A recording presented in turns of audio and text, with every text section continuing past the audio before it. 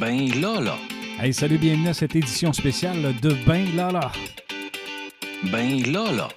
Et comme à l'habitude, on vous présente quelqu'un d'exception. Ben là. Ben là. Attention.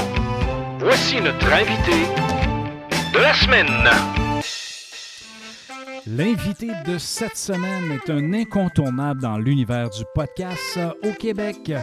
Il est formateur, consultant, producteur et surtout un podcasteur aguerri. Il a possédé plusieurs entreprises qui l'ont mené vers la consultation et c'est quelqu'un qui connaît bien le marketing, ayant lui-même développé l'accélérateur, un podcast, une méthode que je vous conseille de suivre. Il anime également l'Académie du podcast, un podcast que je me suis inspiré, vraiment intéressant également. Et tout récemment, il a lancé le 2 cents de Marco. Vous pouvez consulter son site web marcobernard.ca. Voici notre entretien riche en échanges avec nul autre que Marco Bernard. Donc, une figure importante que je considère au Québec pour parler de podcast, j'ai la chance de parler avec Marco Bernard. Salut Marco, comment ça va? Ça va bien, Benoît, et toi? Ça va très bien. Merci d'avoir accepté de venir parler podcast avec moi. Parce que c'est un sujet que j'ai à cœur. Puis d'entrée de jeu, je tiens à le dire, tu es quelqu'un qui m'a inspiré quand j'ai lancé mon podcast, benlala.ca. Puis, tu sais, j'ai écouté tes épisodes de ton podcast et notamment celui de l'Académie du podcast, on s'entend. Et j'ai trouvé ça vraiment inspirant. Ça donne des trucs pratiques. C'est facile à écouter. C'est le fun.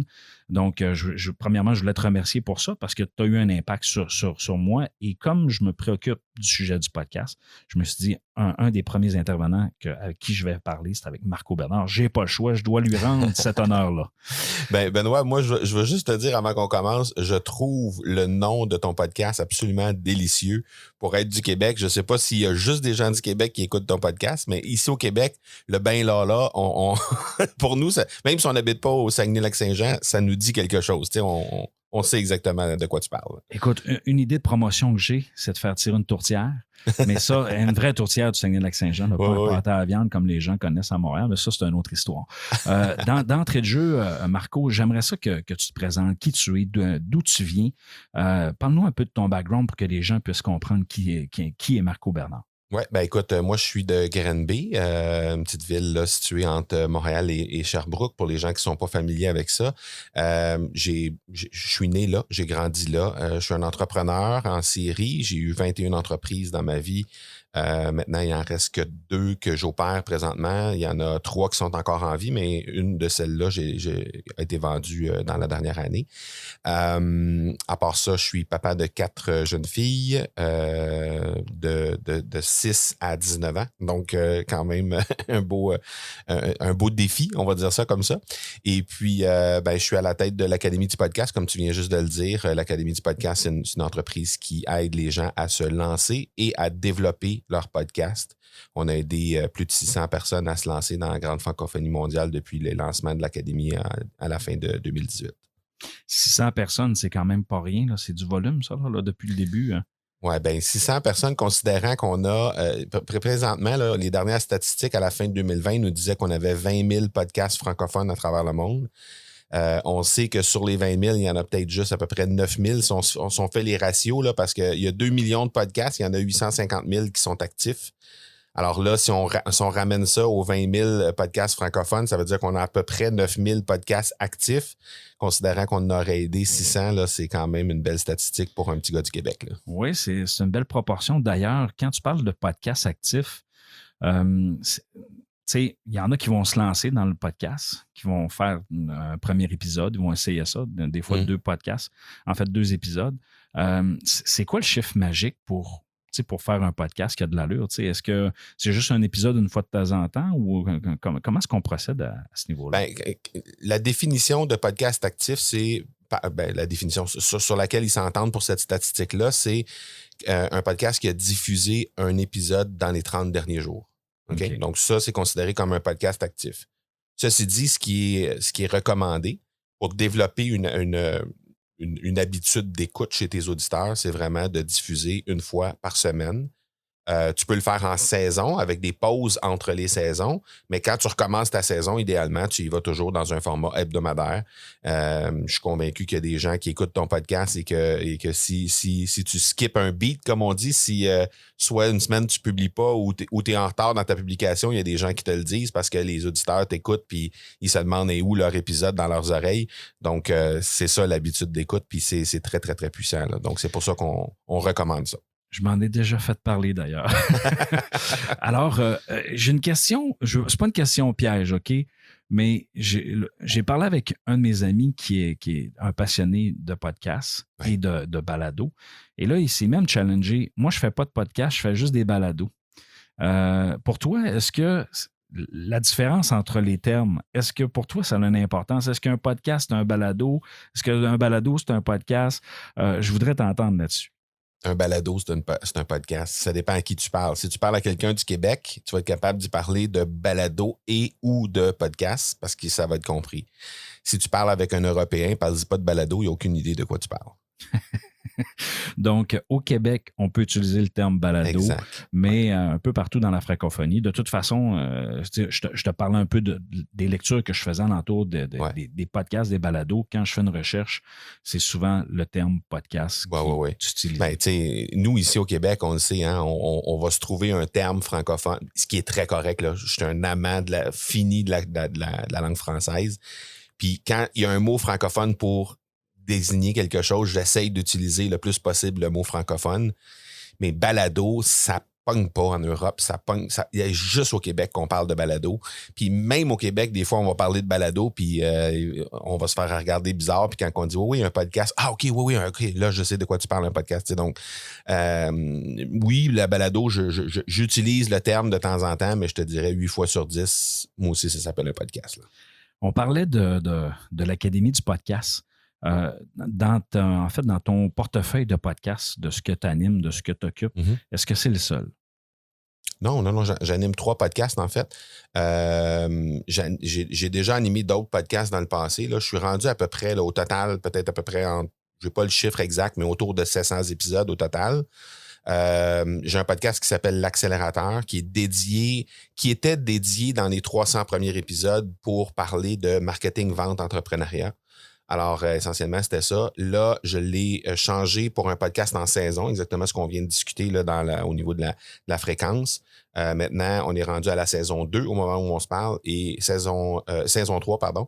Et saison 2 et 3, on a fait de la place davantage aux créateurs de contenu, que ce soit des gens qui créent du contenu à la vidéo, à l'écrit ou encore à l'audio. On a fait de la place pour ces gens-là pour les mettre en lumière. Alors, c'est ce qu'on fait dans la saison 2 et la saison 3 de l'Accélérateur. Donc là-dessus, on est rendu à 320-ish, là, à peu près, épisodes. L'Académie du podcast, on est à 170 à peu près au moment d'enregistrer cet épisode-là. Et puis, je viens tout juste de lancer le 1er septembre dernier un nouveau podcast qui est un quotidien qui s'appelle Les 2 cents de Marco. Donc, la vie de Marco, là, tu sais, quand on dit l'expression « je vais te donner mon 2 cents sur tel truc », là, ben c'est un peu ça, c'est l'expression de ça qui désigne la vie de quelqu'un. Et puis là, je me permets vraiment de traiter de tout, n'importe quel sujet. Là. Ça peut même être des sujets personnels, des sujets familiaux, peu importe. Je vais vraiment dans toutes les directions avec ce podcast-là, que c'est des très, très courts épisodes de 5, 6, 7, 8 minutes environ. Et puis, c'est diffusé à chaque jour. Donc, on est rendu à l'épisode de 40 à peu près. Là, mais là, comment tu fais pour gérer tout ça? Parce que ça tire du jus, ça demande de l'organisation, ça demande du temps à faire ça. Ben, c'est une des raisons pourquoi on a transformé l'accélérateur en podcast saisonnier, parce que ça nous permet de batcher de produire en lot, autrement dit, les épisodes. Donc, ça, c'est une des raisons pourquoi on le fait. L'Académie du podcast, c'est un podcast que je produis très souvent en lot également. Donc, je me bloque une demi-journée, par exemple, dans mon agenda à chaque mois, puis je vais aller caler tous les épisodes du mois et même parfois le mois suivant aussi. Donc, ça, c'est une des belles façons, là, justement, de gagner du temps. Puis, le podcast qui est quotidien, les 2 cents de Marco, ben, ce podcast-là, je m'autorise à l'enregistrer dans un environnement qui n'est pas le studio. Alors, j'ai un micro mobile que je branche avec mon appareil intelligent, mon iPhone. Et puis, j'enregistre de mon véhicule, j'enregistre en déplacement, j'ai fait des épisodes sur la plage cet été. Je m'autorise à enregistrer quand il y a de l'inspiration. Et très souvent, je suis en déplacement quand j'enregistre. Donc, je vais juste mettre mon téléphone sur une espèce de truc, un bras télescopique aimanté là, que j'ai, qui fait en sorte que le téléphone est à peu près à une vingtaine de centimètres de moi, puis je vais m'autoriser à enregistrer à ce moment-là. Donc, c'est pour ça que ça me permet de maximiser mon temps, parce qu'en quelque part, ce podcast-là prend 0 de mon temps. Je suis en déplacement. De toute façon, je fais rien d'autre que soit écouter un podcast ou soit enregistrer un podcast. Donc, je maximise mon temps de cette façon-là, puis c'est quelqu'un de mon équipe qui fait les montages. Donc, moi, je fais juste déposer les épisodes bruts dans un drive, puis c'est mon équipe qui s'occupe. Avoir quelqu'un qui fait du montage. Ouais. Moi, je suis pas là. Je fais tout au complet. Donc, quand tu as quelqu'un d'attitré à ça, et puis tu parlais souvent de ton équipe. Dans le fond, tu génères combien d'emplois avec tes podcasts? Au moment où on se parle, on a une équipe de 4 personnes à part moi qui est appelée à grandir. On est en train de regarder pour justement, entre autres, on cherche présentement des gens qui pourraient éventuellement devenir des gestionnaires de communauté pour nous. On veut augmenter notre visibilité un peu partout. Donc, on cherche un gestionnaire de communauté. D'ailleurs, s'il y a des gens qui écoutent, qui veulent, des étudiants qui veulent avoir un stage rémunéré chez nous, ça va être avec grand plaisir. Ils ont juste à nous contacter, support@academypodcast.com, puis ça va nous faire plaisir de discuter avec eux pour voir s'il y a un fit là, intéressant.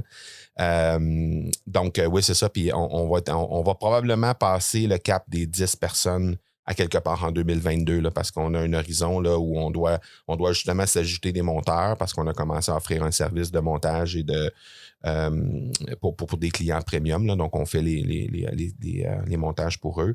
Donc, on va probablement s'ajouter peut-être 2 monteurs, 1 ou 2 gestionnaires de communauté, entre autres. Ça, c'est ce qui est dans l'horizon à moyen terme, je dirais. Puis éventuellement, mais évidemment, le reste de l'équipe va grandir également. Tantôt, tu parlais de ton parcours en marketing. Tu parlais aussi que, en fait, la première mouture de l'accélérateur, bon, tu parlais justement de marketing, et ainsi de suite. Et tu as fait référence aussi au contenu, la création de contenu. Mm-hmm. Comme outil comment je peux dire ça, de stratégie de marketing de contenu, mm-hmm. Est-ce que tu trouves que les podcasts, c'est quelque chose qui est efficace? Ben, c'est extrêmement efficace dans la mesure où on considère le podcast pour les bonnes raisons. C'est-à-dire que un podcast, ça va t'aider à vraiment développer une relation qui est durable et qui est précise avec ton auditoire, mieux que n'importe quel autre format de création de contenu. Pour plein de raisons, mais une des grandes raisons de ça, c'est que on a une proximité qui est premièrement, une proximité physique. Tu sais, les gens, plus souvent qu'autrement, vont écouter un podcast en déplacement, vont écouter un podcast avec des écouteurs. Donc, il y a une proximité qui est physique. Là. Tu sais, on s'entend, on ne va pas écouter un podcast quand on est avec 2 autres personnes dans la voiture. On va l'écouter dans notre bulle lorsqu'on est seul. Alors, nécessairement, ça crée cet effet de proximité-là.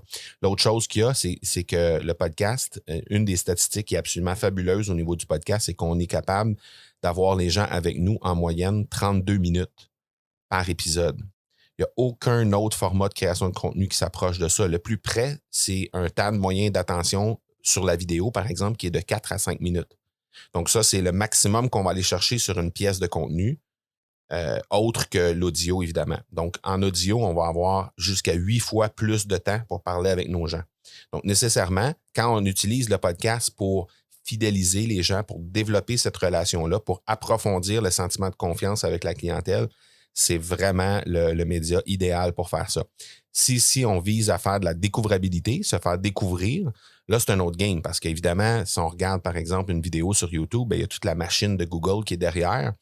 Bien, nécessairement, sur le plan marketing, ça se peut qu'on puisse se faire découvrir plus facilement sur YouTube. Mais après ça, moi, ce que je considère, ce qui est une stratégie intéressante, à mon avis, c'est de se faire découvrir sur YouTube et après ça, approfondir cette relation-là, amener les gens qui nous découvrent sur YouTube à découvrir notre podcast pour approfondir la relation avec eux par la suite, pour faire en sorte que ces gens-là, éventuellement, bien, vont décider de faire de la business avec nous. Oui, parce qu'il y en a qui confondent aussi le fait de consommer un podcast sur YouTube.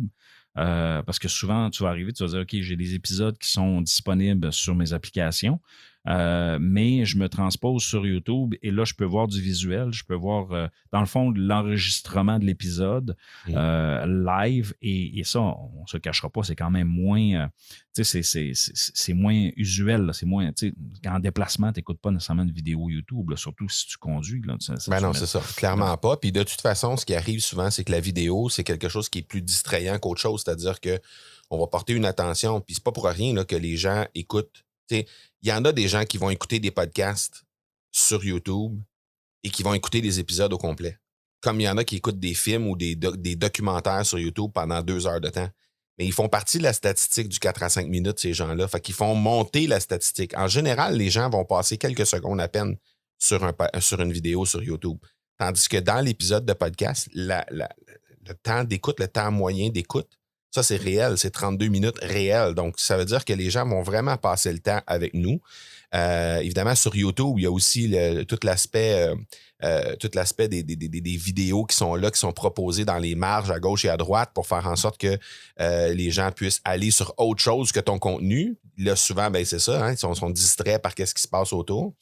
Et puis, l'autre chose aussi qu'il y a qui est vraiment intéressant, puis ça, ben, Benoît, tu viens du monde de la radio, donc assurément, tu connais cet avantage-là qu'il y a d'utiliser l'audio, mais la puissance de la voix, c'est quelque chose. Quand on utilise, je vais te donner juste un exemple. Quand on utilise un silence en podcast à l'audio, c'est extrêmement puissant. Quand on utilise un silence dans une vidéo, c'est bizarre. C'est vrai. Oui, un malaise. Un malaise. Donc, juste, puis ça, je dis ça souvent aux gens qui me disent, ah, ben, moi, ce que je vais faire, c'est que je vais enregistrer mes épisodes, je vais les filmer, puis je vais mettre l'épisode filmé sur YouTube, puis je vais prendre juste l'audio, puis je vais faire un podcast avec. Je leur dis, c'est correct, il n'y a pas de problème. Tu peux faire ça, il n'y a pas de trouble. Sauf que faut que tu choisisses, faut que tu priorises un des deux formats. Faut que tu choisisses de dire, moi, je vais parler à la caméra, puis je vais m'assurer d'avoir toute l'attention qui va être là sur la caméra, sur le visuel, quitte à ce qu'il y ait du non-verbal qui passe dans ma communication, puis que l'audio va en souffrir. Ou je fais l'inverse. Je fais abstraction de la caméra et je me concentre que sur l'audio en disant, ben, je parle avec mon micro, puis ça, c'est la personne avec qui je parle. Puis là, ben, je fais exclusivement attention à ce que je vais dire. Puis je fais pas aucune attention au visuel. Puis là, à ce moment-là, ben, c'est le contraire. Des fois, c'est le visuel qui est qui look un peu bizarre. Mais on n'a pas le choix. Il faut respecter le format de contenu pour ça. Est-ce que c'est complètement négatif d'avoir les deux formats? Pas du tout. Joe Rogan en est un bon exemple. C'est un des podcasts les plus écoutés à travers le monde. Il a signé un deal de 100 millions de dollars avec Spotify en 2020 pour l'exclusivité de son podcast. Mais lui, il a les deux formats, mais il priorise l'audio. Donc, il priorise exclusivement la discussion audio, puis la caméra, elle est là juste en témoin, autrement dit, de la discussion, puis c'est ce qu'il utilise pour amener sur YouTube par la suite. Fait que bref. Donc, j'aborde dans le même sens que toi, surtout avec l'aspect aussi, mais ça, tu n'en as pas parlé, mais l'aspect imaginaire. Parce que les gens, dans le fond, quand ils écoutent une voix, quand ils écoutent un message, ils vont le décoder avec leur expérience, leur culture, d'où ils viennent, et ainsi de suite. Puis là, ils vont le décoder à leur façon. Ouais. Et il n'y a personne qui vont challenger leur façon, qui vont le comprendre. Puis des fois, ben, ça peut amener des interactions. Par la suite, bon, peut-être des messages, ainsi de suite. Mais c'est sûr qu'à l'audio, quand tu exprimes quelque chose, les gens le reçoivent d'une façon qui leur est propre. Tu as parlé de contenu et il y a un aspect aussi en fait, que j'aurais aimé te questionner qui ne fait pas nécessairement l'actualité en ce qui concerne les podcasts, mais plus avec le web, c'est-à-dire la désinformation. Qu'est-ce que tu penses de l'éthique dans la production de podcasts? Quand je parle d'éthique, là, je veux juste le contextualiser, c'est d'être capable d'arriver et de dire, ben, ce que j'affirme, ce que je dis et le contenu que je génère, ben, c'est un contenu vrai, c'est un contenu valide, c'est un contenu véridique, pour ne pas tomber non plus dans la désinformation. Qu'est-ce que tu penses de ça, toi, de l'éthique en podcast? Ben, écoute, assurément, il va toujours y en avoir de ça, hein, des gens qui sont mal intentionnés ou des gens qui croient en leur propre vérité puis qui ne vont pas nécessairement documenter ce qu'ils vont ce qu'ils vont donner comme contenu. Donc ça, depuis que le monde est monde, c'est comme ça, puis ça va continuer de l'être. Ce que je remarque, sans trop avoir de données scientifiques sur le sujet, mais ce que je remarque, c'est que dans le monde du podcast, on le voit moins, ça. Des gens qui utilisent la désinformation ou qui vont... bon, on a tout le fléau des complotistes et tout ça là, qui est là présentement. On voit surtout ça sur les médias sociaux et sur YouTube. On n'en voit pas beaucoup dans le monde du podcast. Et je pense que c'est très bien ainsi. C'est-à-dire que je pense que le média du podcast est là pour des gens qui veulent le faire de façon plus sérieuse et plus rigoureuse. À mon avis, c'est ce que j'observe là, au moment où on se parle. Est-ce qu'il y en a? Est-ce qu'on peut trouver des podcasts qui sont un peu borderline, disons, ou même carrément de l'autre côté de la clôture? Probablement. Moi, j'en ai pas vu. Donc, c'est ce qui me permet d'assumer ça. Mais comme je dis, j'ai pas de données scientifiques. Mais j'ai l'impression que les gens qui animent un podcast le font avec bienveillance et le font justement avec le côté de la rigueur qui est là vraiment plus présent, en tout cas, que sur les autres plateformes. Marco, avant d'y aller avec ma dernière question, je voudrais t'entendre sur, tu sais que j'utilise le podcast en contexte pédagogique. Qu'est-ce que tu penses de ça, toi, pour, dans le fond, transmettre des connaissances et allumer, par exemple, une clientèle étudiante, peu importe le niveau?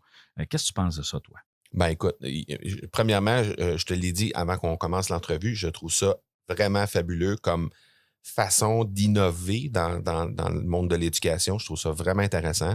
Je pense que c'est de rejoindre les jeunes à l'endroit où eux veulent se faire rejoindre, c'est-à-dire, avec un outil qui leur permet de consommer le contenu au moment où ils veulent le consommer. Donc, il n'y a pas de. Tu sais, la pandémie nous a amené ça. Aujourd'hui, on a la possibilité, encore plus, d'avoir accès à peu près à n'importe quoi, n'importe quand. Et ça, les jeunes adorent ça. Puis je pense que les vieux aussi commencent à adorer ça aussi parce que c'est quand même trippant de pouvoir faire ça et de ne pas être obligé d'avoir les fameuses pubs d'interruption qu'on a sur les médias traditionnels. Toutes ces choses-là, c'est en train de disparaître graduellement. Là, il n'y aura plus de ça avant longtemps. Et parce que, justement, on veut avoir notre contenu quand on le veut, puis on veut maximiser notre temps exactement de la meilleure façon possible. Donc ça, je trouve ça vraiment très intéressant de s'inscrire dans les habitudes des jeunes d'aujourd'hui et de s'adapter, dans le fond, avec le format pour faire en sorte que ces gens-là puissent être capables de consommer.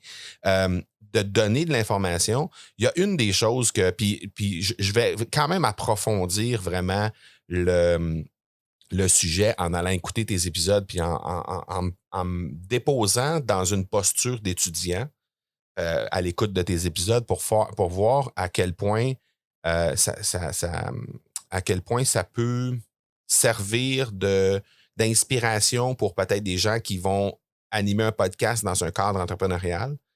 Parce qu'une des choses qu'on enseigne dans l'Académie du podcast, c'est justement que on doit faire attention de ne pas livrer que de l'information dans un podcast. La raison est simple, c'est que quand on fait que donner de l'information, les gens viennent consommer du gratuit. Un podcast, à la base, c'est gratuit. Ils viennent consommer du gratuit. Et ça va s'arrêter là. Il n'y aura souvent pas de suite.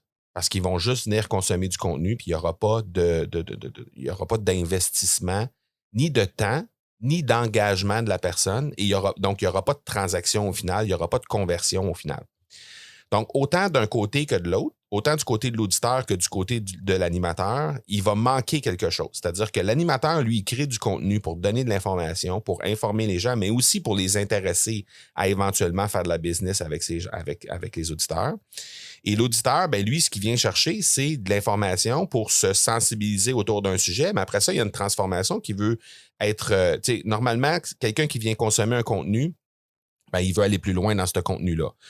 Donc, si on ne lui demande pas de s'engager, si on ne lui demande pas de faire un pas de plus vers nous, ben, la majorité du temps, il n'y aura rien qui va se passer. Il y en a des gens qui font ça de façon très rigoureuse, très intéressée et qui sont disciplinés par eux-mêmes puis qui vont être capables de trouver leur chemin sur le web avec des essais et erreurs à droite et à gauche. Puis finalement, ils vont trouver une façon d'avoir un produit ou peu importe le sujet du podcast en question, mais ils vont être capables de se débrouiller.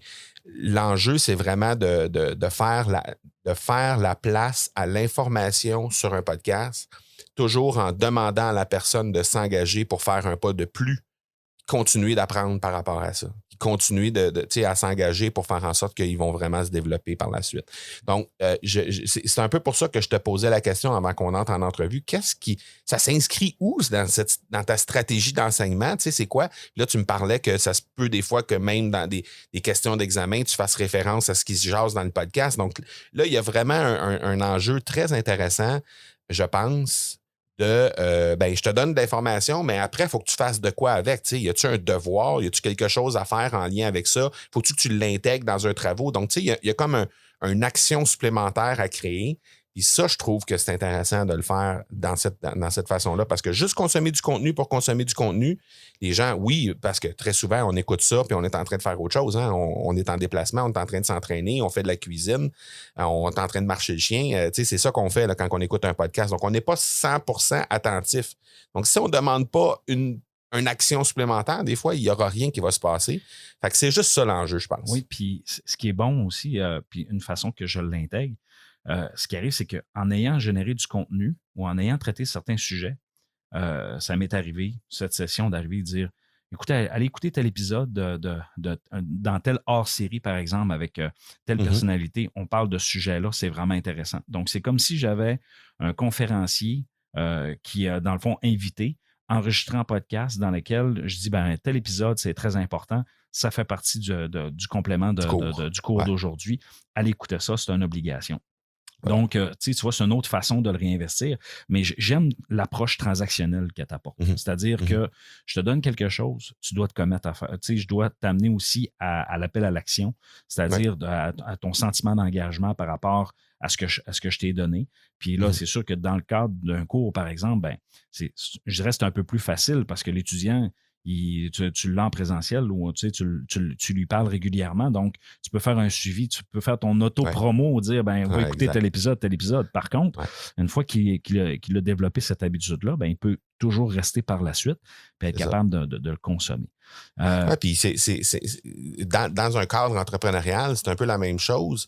Le danger qu'il y a par rapport à ça, toi, tu dis, j'ai mes étudiants avec moi, donc je suis capable de les relancer, m'assurer qu'il y a une suite, m'assurer qu'ils vont continuer de consommer le contenu qu'ils ont besoin de consommer pour avoir un cours, avoir des résultats qui vont être intéressants.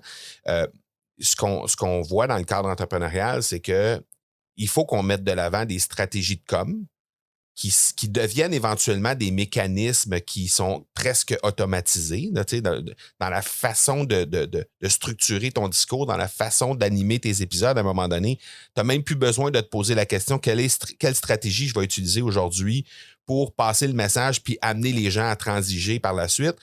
Ça vient de façon automatique à force de le faire. Mais dans notre cours qu'on donne à l'Académie, on a 9 stratégies de com' qu'on peut mettre de l'avant pour étudier ça. Donc, les gens à la base, vont se servir de quelques stratégies avec lesquelles ils vont se sentir plus à l'aise. Ça va être ces stratégies-là qu'ils vont mettre de l'avant pour faire en sorte que le speech n'ait pas l'air de juste je te donne un petit peu d'informations, puis après ça, je te demande de t'en aller quelque part. C'est pas comme ça. Nous, on appelle ça, les stratégies de com', on appelle ça la vente par infusion. C'est-à-dire qu'au fur et à mesure qu'on va avancer dans un épisode de podcast, je vais aller semer petit à petit la fameuse transaction que je vais vouloir qui se passe rendue à la fin. Donc, je ne serai pas en train de te dire, je te livre un contenu pendant 30 minutes, puis à la fin, je te fais un pitch pendant 5 minutes. C'est pas comme ça que ça se passe. Puis quand on réussit à infuser ça, quand on réussit à le mettre à l'intérieur même de notre contenu, ça a l'air d'un contenu qui est complètement transparent, qui est complètement juste de l'information, mais au final, la personne qui écoute ce contenu-là, à la fin, elle se dit OK, là, il faut vraiment que j'aille à telle place. Il faut vraiment que je fasse le pas supplémentaire parce que le contenu était bâti dans ce sens-là. Donc, c'est ça la différence. Puis c'est ça l'enjeu qu'on a avec la majorité des gens qui sont dans l'académie. C'est justement de développer ces réflexes de com-là pour faire en sorte qu'on n'est pas juste en train de dire on ouvre un micro puis on parle pendant 30 minutes sur un sujet qui nous est plus souvent qu'autrement une passion. Là, on va faire un podcast sur quelque chose qui nous passionne. Donc, c'est facile pour nous. Quand c'est quelqu'un qui sait un peu, qui est à l'aise un peu à s'exprimer, parler pendant 30 minutes de temps d'un sujet qui le passionne, c'est pas un problème. Ce qui est le problème, c'est de structurer pour qu'à la fin, il y ait une transaction. Ça, c'est un autre game. Écoute, Marco, merci. Merci pour ce beau partage. Merci à toi. Écoute, en fait, pour nos auditeurs, ceux qui consomment notre podcast actuellement, si vous voulez accélérer vos affaires, si vous voulez apprendre davantage, l'Académie du podcast, appelez Marco Bernard et son équipe. Je pense que ce sont des gens justement du Québec qui sont engagés, qui connaissent leur travail. Vous voyez, vous entendez Marco, allez voir, allez écouter ce qu'il fait. C'est vraiment excellent. Premièrement, ça nous fait une bonne base. Puis honnêtement, Marco, si tu me permets un commentaire là-dessus, c'est que c'est important d'écouter des épisodes en fait, notamment sur l'Académie du podcast, avant même de vous contacter pour que tu saches, dans le fond, déjà de forger une idée, déjà faire une préparation, d'être capable de savoir dans quoi tu t'embarques. Parce que, écoute, tu démystifies plein de sujets par rapport à ça. Et je le répète, je l'ai dit en ouverture, je le dis en fermeture. Moi, je me suis inspiré là-dessus pour développer mon podcast.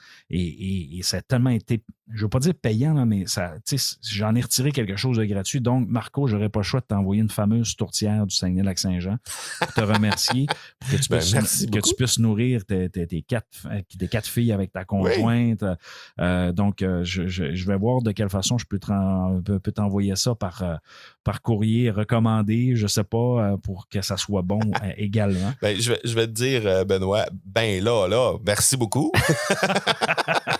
C'est bon. Mais de toute façon, j'ai un de mes amis que j'ai connu lors d'un voyage qui travaillait à RDS, que j'avais fait la promesse d'y envoyer une tourtière. Donc là, c'est un 2 pour 1 qu'il va falloir que j'envoie où je vais me déplacer tout simplement. Donc, ça me permettra de te serrer la main avec le coude. Ben, merci. Oui, c'est ça, exactement. Ben, merci beaucoup, Benoît. Et puis, je vais même aller plus loin que ça. S'il y a des gens qui veulent discuter d'un projet podcast, là, ben, on a un chat live, puis c'est moi qui réponds au chat live. Fait que si les gens veulent jaser, qui aillent sur le chat. Le chat, c'est academypodcast.com/chat. Tout simplement, ça ouvre le chat. Faites juste me texter le premier mot, là. Faites juste me texter ça. Moi, je vais savoir d'où vous arrivez. Okay. Puis on jasera podcast. Si vous avez un projet, ça va me faire plaisir de jaser avec vous pour voir comment on peut vous aider à avancer là-dedans. Super. Merci beaucoup, Marco. Je vais mettre les liens de tes podcasts et pour être capable de te rejoindre dans la publication de notre épisode. Super. Merci beaucoup. Excellent. Merci à toi. Bye. Ciao, ciao. Alors, merci beaucoup, Marco, pour ta participation.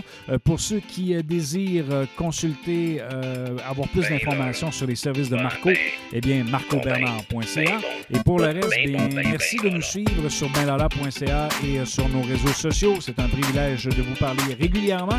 Sur ça, il ne me reste qu'à vous dire ciao, ciao!